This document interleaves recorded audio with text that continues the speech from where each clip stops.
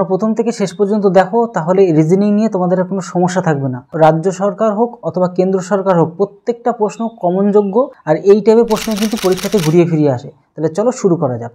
রাজ্য সরকার ও কেন্দ্র সরকারের যে কোনো চাকরির পরীক্ষাতেই কিন্তু এই প্রশ্নগুলো, এই রিজনিংয়ের আর জিআই প্রশ্নগুলো কিন্তু আসে। তো প্রথম থেকে শেষ পর্যন্ত ভিডিওটা দেখো, তাহলে এই ধরনের প্রশ্নের যখনই আসবে একটা প্রশ্ন তোমাদের আর সমস্যা হবে না। আর রিজনিং আর জিআইতে কিন্তু তোমাদের সমস্যা আজকের থেকে শেষ। তাহলে চলো শুরু করা যাক।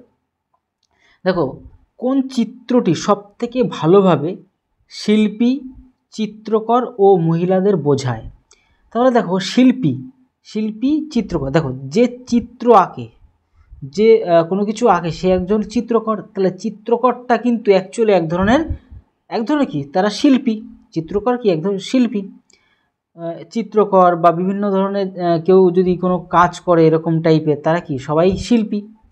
তাহলে শিল্পীর মধ্যে আমরা কি, তাহলে শিল্পীর মধ্যে কি পড়ছে, তাহলে চিত্রকর পড়ছে।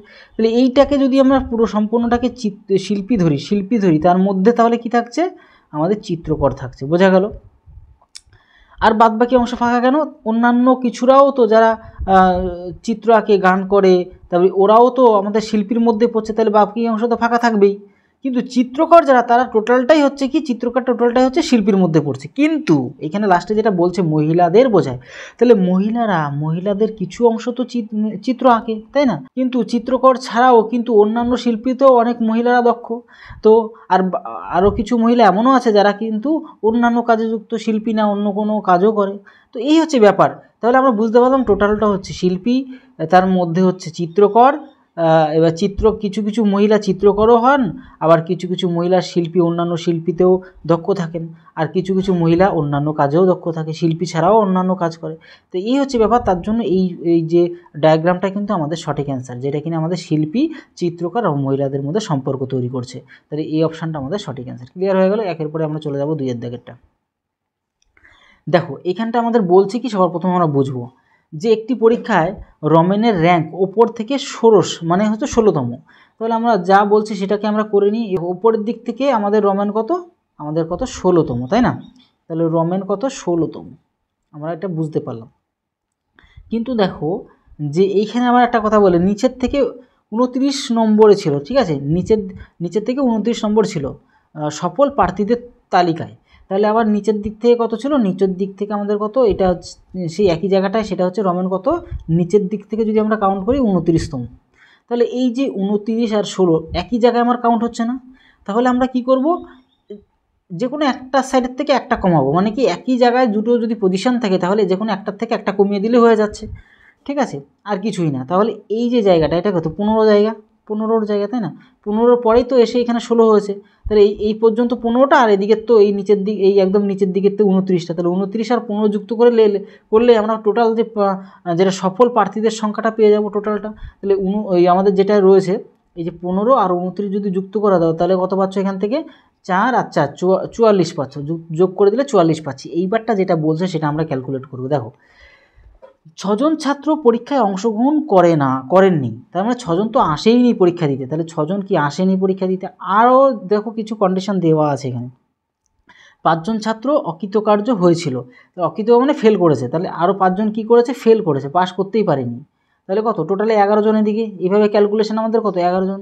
তো লাস্টে আমাদের কী চাইছে দেখো তো, এখানে আমাদের চাইছে তাহলে মোট কতজন ছাত্র ওই শ্রেণীতে ছিল। তাহলে মোট কত, 44, আর এদিকে 11 যুক্ত করলে কত, 55 হয়। তাহলে 55 আমাদের কী হয়ে যাচ্ছে, একদম সঠিক অ্যান্সার হচ্ছে। মানে এই দেখো, এই 3 অপশানটা আমাদের কি সঠিক অ্যান্সার। বুঝতে পারলে ব্যাপারটা? আমি একদম ডিটেলস আলোচনা করে দিলাম। চলো দেখি এখানে আমাদের কি বলছে, আমরা দেখে নেব। দেখো, এগুলো আমাদের ক্যালকুলেশন করতে গেলে প্রথমত আমাদের এবিসিডির দরকার। সবসময় চেষ্টা করো পরীক্ষার শুরুতে এবিসিডিগুলো লিখে নেওয়ার, ঠিক আছে? চলো, আমাদের লেখা আছে, আমাদের এবিসিডিটা দেখে আমরা ওইখানটায় আমরা কাজ চালিয়ে দেবো এখানের। চলো দেখো, এই যে এবিসিডিটা প্রথমত কি করবে, এবিসিডিটা সবসময়ের জন্য রাখার চেষ্টা করবে, ঠিক আছে? দেখো 1 সেকেন্ড। চলো, এখানে আমরা এটাকে সেটিং করে দিলাম। চলো, এবার আমরা দেখবো, এখানে বলছে এন থেকে ও থেকে পি আছে, এন থেকে ও থেকে পি থেকে কিউ আছে, পি থেকে কিউ, মানে প্রথম অক্ষরগুলো আমরা খেয়াল করছি। আচ্ছা, আমি খেলাম কিউর পরে, তাহলে কী হবে, আর কিউর পরে আর আর আর আর এই দেখো আর। দেখো আর আর অপশান অন্য অপশানগুলোতে একটাও শুরুতে আর নেই, কিন্তু এইটাদের মধ্যেই রয়েছে, তাহলে আর কোথাও কিচ্ছু দেখতে যাবে না, এটা সঠিক অ্যান্সার দিয়ে বেরিয়ে পড়বে। ঠিক আছে, আরগুলি মেলানোর কোনো দরকারই নেই। চলো এটা আমাদের হয়ে গেল, তারপর এগুলি তোমরা মেলাও, অসুবিধা নেই, ওই সেম জিনিসই পাবে, ওই অপশানটা আসবে। এবারটা দেখো এটা আমরা করব কি করে। দেখো এটা আমরা যখন করব তাহলে এটাও আমাদের কিন্তু একটা সেটিং রাখা দরকার আছে। ঠিক আছে, নাহলে কিন্তু আমরা ঠিকঠাকভাবে তোমাদেরকে ভালো বোঝাতে আমাদের অসুবিধা হবে। দেখো 1 সেকেন্ড, তোমাদের ক্লিয়ারভাবে বুঝিয়ে দিই যাতে তোমাদের কোনো সমস্যা না তৈরি হয়। ঠিক আছে, দেখো ব্যাপারটা কী রইল, আমরা একটা গ্যালারি থেকে নিয়ে আসলাম। চলো একটি সাংকেতিক ভাষায় 596 এই যে 596কে নাইস লিটিল কার, দেখো নাইস লিটিল কারকে এর অর্থ বোঝাচ্ছে। ঠিক আছে, আর 853 অর্থ কী হলো, হি ইজ নাইস। দেখো 835 যে 835 হি ইজ নাইস। ঠিক আছে, আর এদিকে 937 অর্থ হলো হি হ্যাজ কার। দেখো 937 অর্থ হচ্ছে হি হ্যাজ কার। তো মোটামুটি আমি এটা এইভাবে, তোমরাও এইভাবে সাজাবে, তাড়াতাড়ি করে চেষ্টা করবে। ঠিক আছে, বা না সাজালেও হবে, মেন কনসেপ্টটা বোঝানোর জন্য আমি এটা করছি। লাস্টে হ্যাজ, এই যে হ্যাজ হবে কি সাংকেতিক ভাষা, হ্যাজের সাংকেতিক ভাষাটা কী হবে সেটা আমাদের দেখো। আমাদের হ্যাজের সাংকেতিক, এই যে হ্যাজের সাংকেতিক ভাষা এই তিনটের মধ্যে থেকে কোনটা হবে সেটা আমাদের চাইছে। তাহলে দেখো হ্যাজের আশেপাশে কী আছে, এক কথায় হ্যাজের আশেপাশে বাড়িঘর কার আছে, এদের হি এর আছে আর কারের আছে। তাহলে হেল্প যদি হ্যাজের আমরা অনুসন্ধান করতে চাই তাহলে হেল্প কারা করবে, এই পাশের বাড়ির লোকেরাই করবে। তাহলে হি করবে আর এদিকে কার করবে। তাহলে চলো তাদের থেকে জিজ্ঞাসা করে নেওয়া যাক হ্যাজের বাড়ি কোথায়। দেখো হি এইখানে আছে, এইখানেও আছে, এই দুটো লাইনের মধ্যে হি আছে, তার মানে এই লাইনের দুটোর মধ্যে কেউ না কেউ কমন আছে। দেখো 3 কমন আছে, তার মানে বুঝে নিতে পারলাম যে হি কি আমাদের 3। তাহলে হি তো আমাদের দরকার নেই, 3 তো, তাহলে মানে 3-এরও দরকার নেই, তাহলে 3টাকে কেটে দিলাম। তারপরে দেখো কার, এই যে তারপরে আমরা কারকে মেলাও, কার এখানেও আছে, কার এখানেও আছে, তা কার কার কার কার কার কার কার এই দেখো 9, তার মানে এই লাইনের মধ্যে 9 আছে, এই লাইনের মধ্যেও 9 আছে, তার মানে 9 মানে হচ্ছে কি কার। তাহলে 9টাকে আমরা কী করছি, কেটে দিচ্ছি।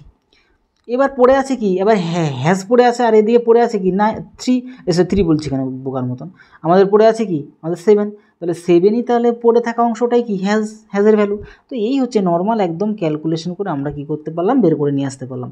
তাহলে আমাদের কে হেল্প করতে পারবে, আমাদের পাশের লোকজন, কিন্তু পাশের বাড়ির লোকজন কিন্তু মানে পাশের লোক আমাদের হেল্প করতে পারবে। দূরের লোক তো হেল্প করতে পারবে না, যত মিষ্টি মিষ্টি কথা বলুক, সবার কাছে বিপদে বললে পাশের লোকরাই তোমার সর্বপ্রথম কিন্তু খেয়াল করবে। চলো নেক্সট চলে যাবো এখান থেকে, আমরা এখান থেকে চলে যাব, আমরা চলে যাব কত, আমরা 5-এ চলে যাব। দেখো এটাকে ক্যালকুলেশন করবে কীভাবে, প্রথমত আমাদের বুঝতে হবে 5 জন ছাত্রের মধ্যে এম ভারী কে ও টি এর তুলনায়। তাহলে এম তো ভারী কাদের তুলনায়, আমাদের কে আর টি এর তুলনায়।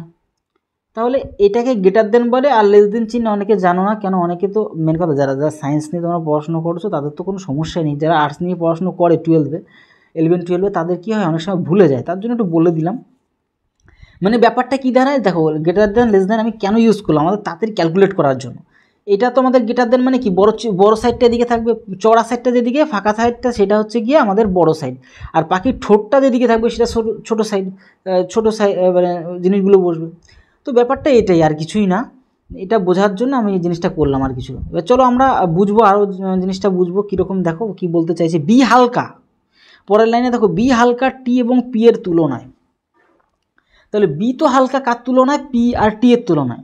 তাহলে আমাদের পি আর এদিকে টি এর তুলনায় কে হালকা, আমাদের হালকা হচ্ছে বি হালকা। বোঝা গেল? তাহলে আমরা এখান থেকে কিন্তু অনেকটা জিনিস বুঝে নিতে পারলাম। দেখো এই দেখো বেশি এই পি আর টি এর থেকে হালকা বি, তার মানে শুরুর দিকটা তাহলে ছোটো, মানে হালকাটা জিনিসটার জন্য আমরা এই পাশে রাখলাম। বুঝতে পারছি, আমি তো ক্লিয়ার হলে বলেও দিচ্ছি কে তাদের মধ্যে সবথেকে হালকা নয়, কে কিন্তু নিজে নিজে সেপারেট করে নিল, সে কিন্তু সবথেকে বেশি হালকা নয়, সবার থেকে হালকা নয়। এবার ভালো করে খেয়াল করে দেখো, এবার শুধুমাত্র একটু খেয়াল করার বিষয়, আর কিছুই নয়। এই যে বি এর থেকে টি আর তো পি তো বড়ই, এটা তো আমাদের কোনো সন্দেহ নেই। আবার দেখো, এবার একটা জিনিস দেখো, টি এর থেকে আবার বড় কে, এম। তাহলে এম তো বুঝতেই পারছো এখানে তো সবচেয়ে ছোটো কে, তাহলে সবাই যখন বি এর থেকে বড় তাহলে সব থেকে ছোটো কে, বি। দেখো লাস্টে যেটা চাইছে সেটাই চাইছে, তাহলে তাদের মধ্যে সব থেকে হালকা কে, তাহলে হালকা কে, সব থেকে হালকা বি। তো বুঝতেই পারছো একদম সিম্পলভাবে আমরা বুঝেও নিলাম বি আমাদের সব থেকে হালকা। চলো দেখি 6-এর দিকটা আমরা যাবো এখান থেকে। দেখো এখানে আর বেশি কিছু বলতে হবে না, নিম্নলিখিত কোন স্থানটি মুম্বাই, কলকাতা, কোচিনের মধ্যে আমাদের পড়ছে, সেম গ্রুপে পড়ছে। দেখো মুম্বাইতেও বন্দর আছে, তো আছে কলকাতাও বন্দর আছে, কোচিনেও কিন্তু বন্দর আছে, নো বন্দর যেটা।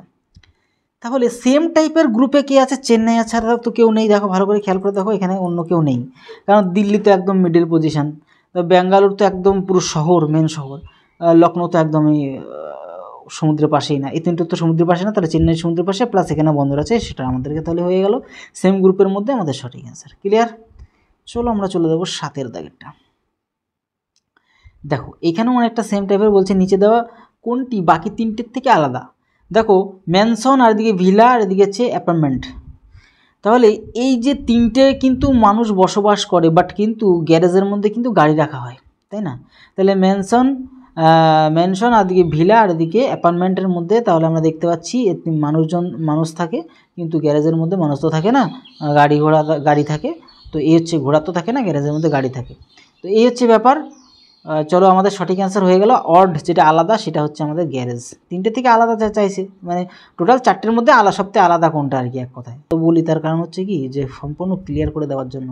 কেন আমি যখন বলি, যখন আমার মন যখন সন্তুষ্ট না হয় তখন আরও বলতে থাকি, মানে মেন কথা হচ্ছে স্যাটিসফাই হওয়া, যে আমি যে বোঝাচ্ছি সেটা আমি ঠিকঠাক বোঝাচ্ছি কি না, সেই জিনিসটা যতক্ষণ মনের মধ্যে না আসে ততক্ষণ শুধু বলতে ইচ্ছা করে। মেন কথা তোমাদের কাছে শেয়ার করলাম ব্যাপারটা। চলো দেখি, আমাদের এখানে এবিসি লাগবে, এবিসিটি না হলে এখানে তোমাদেরকে বোঝাতে পারো, বাট ততটা ক্লিয়ারভাবে তোমরা নিজেরাও বুঝতে পারবে না, আর আমার বোঝাতেও অসুবিধা হবে, এই আর কি। দেখো এখানে যেটা বলছে সেটা আমরা ক্লিয়ারভাবে দেখবো। এখানে তিনটের মধ্যে থেকে আলাদা, সেই সেম আলাদা এক্সটি। আচ্ছা এক্সটি কি থেকে, এই এক্স এটা 1 2 3 4 মানে ব্যাক ক্যালকুলেট করছে, ঠিক আছে। 1 2 3 4 মানে -4-এর দিকে গেল। আমরা এদিক গেলে কি -4 করি, এদিক গেলে আমরা মাইনাস ধরি, এদিকে রাউন্ড খেলে আমাদের মাইনাস ধরি, আর এদিকে রাউন্ড খেলে আমরা প্লাস ধরি, বাস এইটুকুই আমরা জানি আগের থেকে। তো চলো পরবর্তীটা থেকে জে থেকে এফ 1 2 3 4 মানে -4, তাহলে কি হচ্ছে -4, 1 সেকেন্ড মাইনাস, এটাও কি হলো -4 হলো। চলো এটা দেখবো আর এল, আর থেকে 1 2 3 4 5 6, দাঁড়াও 1 2 3, দাঁড়াও আর থেকে 1 2 3 4 5 6, ওরে বাবা 6টা চলে গেছে, তাই না? আর থেকে এল 1 2 3 4 5 6, তাহলে 6টা তো আমাদের নিলে হবে না, এখানে এটা হয়ে গেছে 6টা, -6 হয়ে গেছে।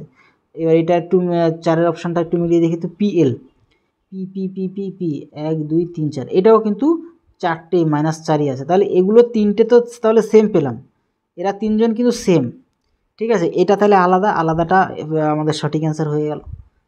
চলো পরবর্তী আমরা দেখবো এখান থেকে। আচ্ছা দেখো 30 লিটার দুধ ও জলের মিশ্রণে দুধ ও জলের অনুপাত, মানে এই যে 30 লিটারের মধ্যে দুধও আছে জলও আছে, মিশ্রিত এক কথায়, ঠিক আছে। এটা দুধ আর জলের মিশ্রণ, এটা অনুপাতটা কি আছে এর মধ্যে, সেটা আছে 7:3 অনুপাতে আছে।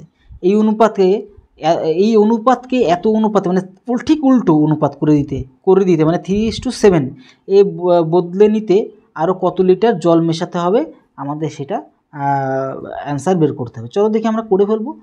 টোটাল 30, তাই না? তো তার 30-এর মধ্যে দুজনে মিলে কত, দুজনে মিলে হচ্ছে 10, দুজনে মিলে 10, আর 7 মানে কি আমাদের দুধের পরিমাণটা অনুপাতে। তো যদি কাটাকুটি খেলি তাহলে আমরা দেখতে পাচ্ছি খেলে আমাদের কত 21, 3 7 21, এই 3 7 21 আসলো, তাই না? 21 কিসের পরিমাণ, দুধের পরিমাণ। তাহলে 30-এর মধ্যে যদি 21 আমাদের দুধ বেরিয়ে যায় তাহলে হচ্ছে 9 কি জল, এ তো বুঝতেই পারো এগুলো। তাহলে আমরা এবার আমাদের জল মেশাতে হবে, তাহলে জল মেশাতে গেলে আমাদের ক্যালকুলেশন করতে হবে, এখানে আমাদের দুধের পরিমাণ আর এটা আমাদের জলের পরিমাণ। দুধ আমাদের কত 21 পরিমাণে আছে, আর জল আমাদের কত 9 পরিমাণে আছে। এবার জল কিন্তু মেশাতে হবে, জল যদি মেশাই তাহলে আমাদের অনুপাতটা লাস্টে দাঁড়াচ্ছে 3, ঠিক উল্টো অনুপাত হয়ে যাচ্ছে আগের তুলনায়, ঠিক আছে। তো যাই হোক ব্যাপারটা আমাদের সেটা নয়, এটা যদি কাটি তাহলে 3 7 21 7, তাহলে এই 7 7 কোনাকুনি গুণ 3 7 7 7 কত 49, তাহলে এদিকে 9 1 সেকেন্ড 9 প্লাস এক্স, মানে এক কথা বুঝতে পারছো 40 অ্যান্সার হবে। 49, এই 9 দিকে মাইনাস গেলে কত 4 0 40, তো এক্সের ভ্যালু কী বেরোলো 40 বেরোলো। এই হচ্ছে ব্যাপার, আর কিছুই নয়। 40 আমাদের সঠিক অ্যান্সার। মানে কত লিটার জল মেশাতে হবে, 40 লিটার জল কিন্তু জল মেশাতে হবে, বুঝতে পারছো ব্যাপারটা। চলো দেখি আমরা লাস্ট সম্ভবত 10 টপের মধ্যে লাস্টের 10টা আমরা আছি এখন। দেখো এইখানে আমাদের এই অনুপাতের অঙ্ক টাইপের, ঠিক আছে, তাহলে অনুপাতের অঙ্ক মতনই করে ফেলি এটা। তো দেখো আমাদের 3/65 ইকুয়াল টু এক্স বাই কত 195। এটা দিয়ে এটা যদি কাটো 3 বারে হবে, কোনাকুনি কী হয়, গুণ হয়, 3 ত্রিকা কত 9, তাহলে এক্সের ভ্যালু কত পেলাম 9 পেলাম, আমাদের সঠিক অ্যান্সার। তো সবার শেষে একটা কথাই বলতে চাই, ভিডিওটি তোমাদের কেমন লাগলো অবশ্যই তোমরা একদমই জানাতে ভুলবে না। মেন কথা হচ্ছে কি অনেক কষ্ট করেই তোমাদের জন্য ভিডিও বানাই। আরও একটা কথা বলে দিই যে তোমরা যদি চাও যে তোমাদের কোনো বন্ধুদেরকেও হেল্প করতে, তাহলে অবশ্যই তোমরা বন্ধুদের কাছেও ভিডিওগুলি শেয়ার করো। আর ভিডিওগুলো কেমন হচ্ছে অবশ্যই জানাতে একদম ভুলবে না। যদি পারো, যদি নতুন হয়ে থাকো অবশ্যই আমাদের চ্যানেলকে সাবস্ক্রাইব করে বেল আইকনটিকে প্রেস করে রাখো এমন ধরনের হেল্পফুল ভিডিও পাওয়ার জন্য। এভাবে কন্টিনিউ ভিডিও আসতে থাকবে, তোমাদের যতটা পারবো আমি এইভাবেই হেল্পফুল ভিডিও দিতে থাকবো। তো ভিডিওটি এই রইলো, ভিডিওটা সম্পূর্ণ দেখার জন্য তোমাদেরকে অসংখ্য ধন্যবাদ।